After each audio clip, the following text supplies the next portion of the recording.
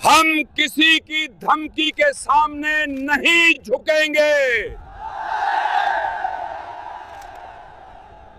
Global accord hall में एक आखिरी कोशिश हो रही थी, लेकिन शब्द बांधन साथ गोलियों की तरह चल रहे थे। This negotiation is over. We reject your terms entirely. How dare you? Your position has become unacceptable. और फिर बातचीत टूट गई। महरिस्तान के प्रतिनिधि ने टेबल छोड़ दी। ज़ारा भीड़ के बीच खड़ी थी, कैमरे से हर पल को दर्ज करती हुई। कुछ लम्हे शोर में नहीं, खामोशी में इतिहास बनते हैं। राष्ट्रपति, अब और इंतजार नहीं, कार्रवाई जरूरी है। महरिस्तान ने ऐलान किया परेड का एक मिसाइल परीक्षण। दुनिया को दिखाना था कि वो अकेला नहीं था। और आसमान को चीरते हुए वो मिसाइल उड़ गई।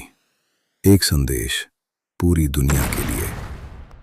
नॉर्डलैंड के ट्रैकिंग स्टेशन ने अलर्ट दिया, मिसाइल लॉन्च महरिस्तान से।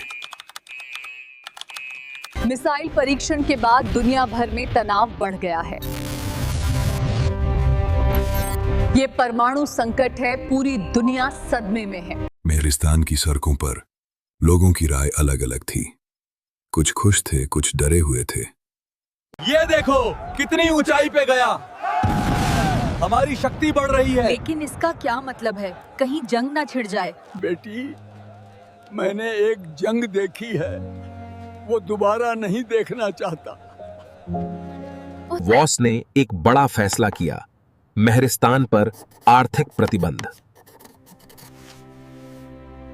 प्रतिबंधों की वजह से महरिस्तान के बंदरगाह पर पहुंचने वाले जहाज, जिनमें रोजमर्रा की अत्यावश्यक चीजें होती थीं, वापस मुड़ने लगे।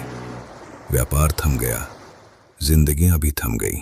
बाजारों में सामान कम होने लगा और अभाव की वजह से दाम आसमान छूने लगे। मुद्रा भी कमजोर होने लगी। माँ के हाथ खाली थे और बच्चों की आंखें सवाल कर रही थीं।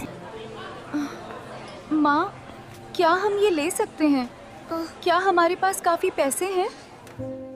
उन्होंने हमारे लोगों की रोटी छीनी। ये जंग का ऐलान है। हमारी नौसेना आगे बढ़ रही है, पूरी ताकत के साथ। महरिस्तान से केवल कुछ ही मील दूर। हम तैयार हैं। जब नॉर्डलैंड के आगे बढ़ने की खबर आयतार तक पहुंची, तो उस रात आयतार खुद उस तहखाने में उतरे जहां प्रोजेक्ट सनफायर तैयार हो रहा था। उसे तैयार रखो। हम पहले नहीं मारेंगे, लेकिन दूसरा वार भी नहीं झेलेंगे। वही सोशल मीडिया पर दोनों देशों के लोग एक दूसरे से लड़ रहे थे। शब्दों की जंग पहले शुरू होती है, असली जंग बाद में। हम बदला लेंगे, उन्हें सजा मिलनी चाहिए। लेकिन इससे सिर्फ तबाही होगी, शांति चाहिए। हमारी सेना तैयार है, जीत हमारी होगी। एक टीचर थी जो बच्चों को पढ़ाना चाहती थी, लेकिन उसके हाथ कांप रहे थे। सीमाएं सिकुड़ती हुई महसूस हो रही थीं, और दोनों तरफ तैनात सैनिक एक दूसरे को चौकस निगाहों से देख रहे थे।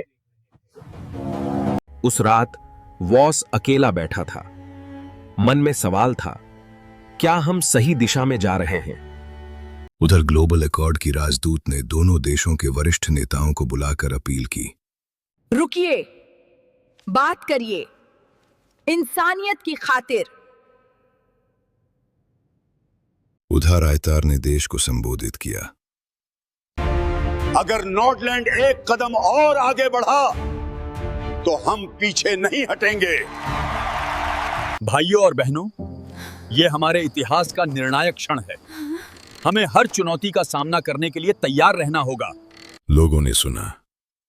कुछ के दिल में जोश था, कुछ के डर। दोनों तरफ उंगलियां ट्रिगर पर थीं और अगला एपिसोड लाने वाला था, वो लम्हा जिसे दुनिया कभी नहीं भूलेगी।